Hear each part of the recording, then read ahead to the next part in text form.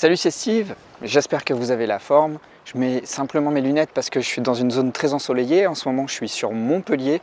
Je continue en fait mes aventures. Et le week-end précédent, j'ai été en Ariège où j'ai fait un stage professionnel sur la gestion des émotions. Donc c'est peut-être pour ça encore que vous entendez ma voix qui déraille à nouveau.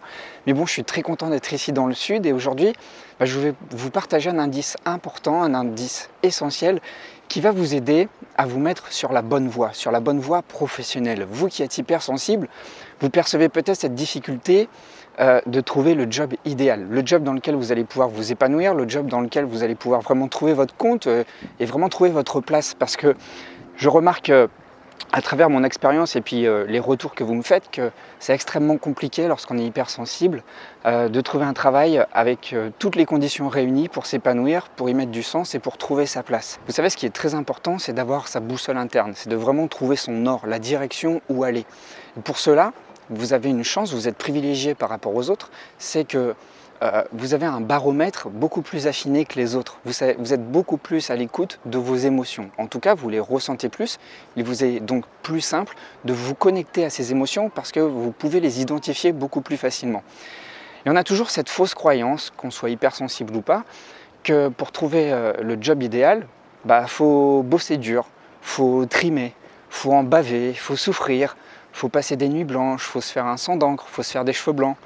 Et ça, c'est une fausse croyance. On est encore dans la logique du tripalium, où il faut obtenir la reconnaissance d'un travail qui occasionne beaucoup de souffrance pour avoir le mérite d'avoir un travail qui rapporte et un travail honorable. Et ça, c'est un gros problème, parce qu'on est toujours dans cette logique où il faut toujours en baver pour trouver le travail qu'on mérite. Et ça, c'est un schéma qu'on répète à chaque fois, et ce, depuis l'école en fait. Travail, et tu auras enfin l'emploi que tu mérites. Et on est toujours dans cette notion de méritocratie qui passe toujours par le filtre de la douleur et de la difficulté. Moi, je vais vous dire quelque chose. J'ai expérimenté ça plein de fois, presque toute ma vie. J'ai presque 40 ans et jusqu'à maintenant, j'ai toujours évolué dans la croyance qu'il fallait vraiment en baver pour mériter ce qu'on obtenait. Et finalement, vous le voyez peut-être à travers mon évolution sur cette chaîne YouTube, j'observe qu'on est bien dans sa vie, on est bien dans son travail lorsqu'on réalise quelque chose qu'on aime. Et en fait, lorsqu'on réalise quelque chose qu'on aime, il se manifeste une émotion qui nous est commune à tous, c'est la joie. Et lorsque vous êtes connecté à la joie, vous l'observerez dans votre vie, quels que soient les domaines de votre vie, lorsque vous êtes dans la joie, vous êtes beaucoup plus dans la fluidité, vous êtes aligné, vous êtes avec les bonnes personnes, vous faites quelque chose que vous aimez. Votre état physiologique en ressent les bonnes conséquences, vous êtes bien dans votre peau, vous êtes tout simplement au bon endroit, au bon moment, avec les bonnes personnes, en train de faire les bonnes actions. Et bien pour votre travail, ça doit être la même chose. Pour votre travail, vous devez toujours vous soucier de savoir si vous êtes toujours connecté à la joie. Est-ce que ce que je fais m'anime au quotidien? Est-ce que ce que je fais répond à mes besoins? Est-ce que ce que je fais a du sens pour moi? Est-ce que ce que je fais nourrit le monde autour de moi? Est-ce que ce que je fais me fait croître? Est-ce que ce que je fais me développe? Tout ça, ce sont des éléments extrêmement importants qui vont vous aider à trouver la bonne direction.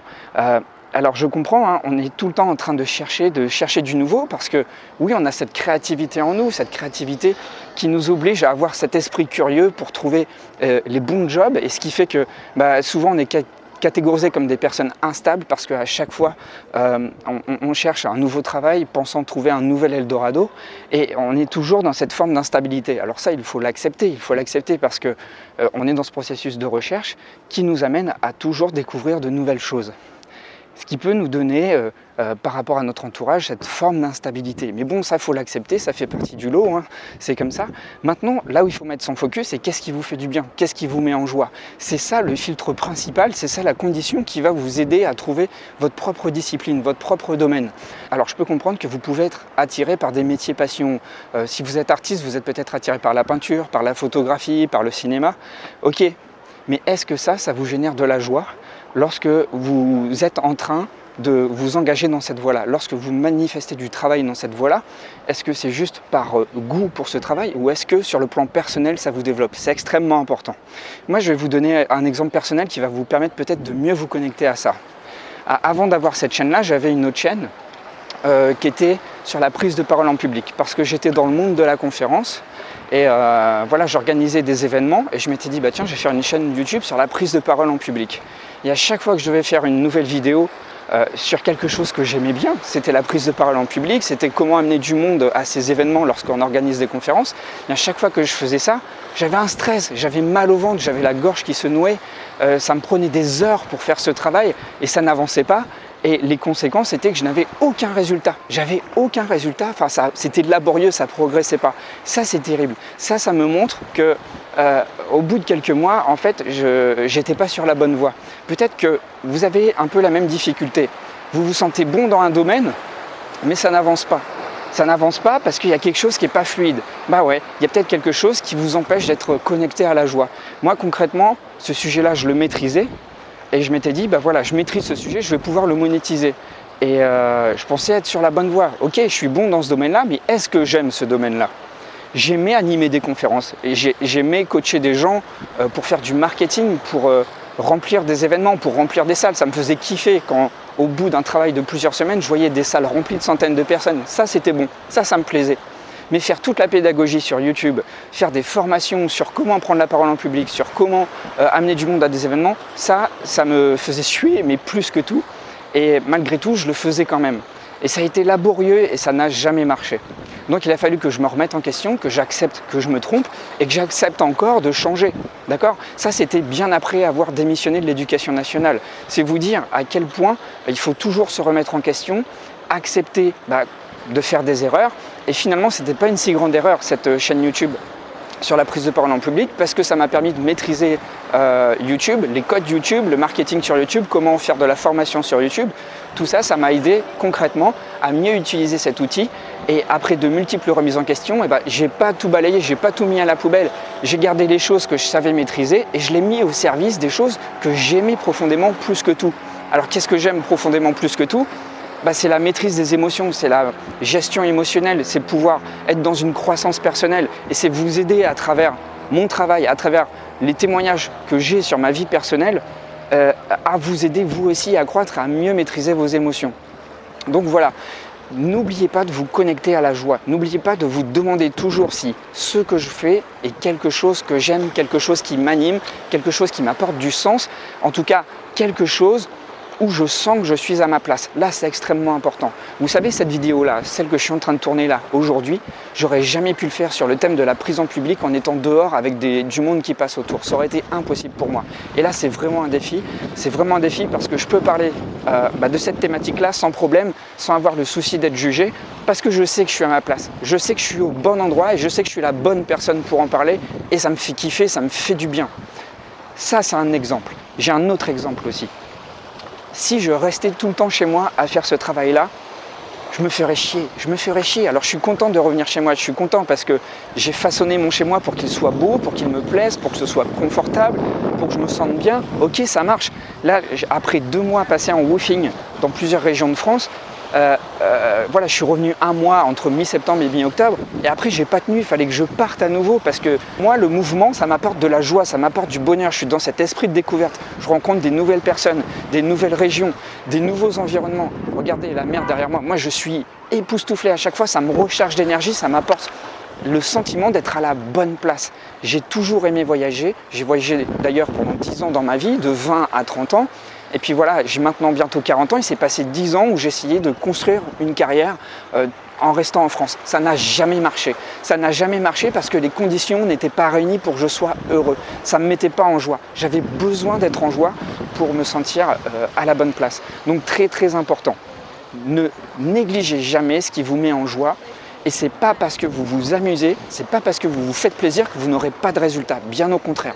C'est en étant dans quelque chose qui vous nourrit, qui vous fait croître, qui répond à vos besoins, que vous allez trouver l'énergie nécessaire, que vous allez trouver l'alignement, la fluidité nécessaire pour faire ce que vous voulez. Et c'est comme ça que vous allez développer des cercles vertueux parce que vous allez observer qu'en étant dans cette démarche-là, vous allez avoir premièrement des petits résultats, ça va vous encourager à continuer sur cette voie-là et c'est comme ça que vous allez nourrir ce cercle vertueux, le faire grandir et c'est exactement ce que je suis en train de vivre. Vous savez, le thème de l'hypersensibilité, je l'aborde depuis seulement quelques mois, c'est tout, depuis février 2021. À l'heure où je vous parle, on est en octobre 2021. J'arrive à vivre de mon activité. Et ça, j'aurais jamais pensé ça. J'aurais jamais pensé que ce soit aussi rapide. La raison est claire, ça me fait kiffer parce que j'ai une liberté géographique. Je peux travailler d'où je veux. Je peux être en mouvement. Je peux aborder les lectures qui me permettent de vous retransmettre ce que j'apprends. Ça me permet de vous coacher. Il me suffit juste d'avoir un bon Wi-Fi et je peux vous créer des formations en ligne. Et ça me fait kiffer parce que je peux continuer à vivre tout en me déplaçant. Et je peux continuer à travailler tout en me déplaçant. Et là, c'est vraiment une preuve de pragmatisme et c'est ça qui me plaît. Je suis une personne pragmatique, je suis une personne de terrain. Je ne suis pas qu'une personne qui est dans ses livres à rester à bûcher dans un bureau. Je suis capable, évidemment. C'est ce que j'ai fait pendant un mois chez moi à Arras. Mais ma santé a commencé encore une nouvelle fois à décliner, je commençais à reperdre du poids, à devenir tout blanc.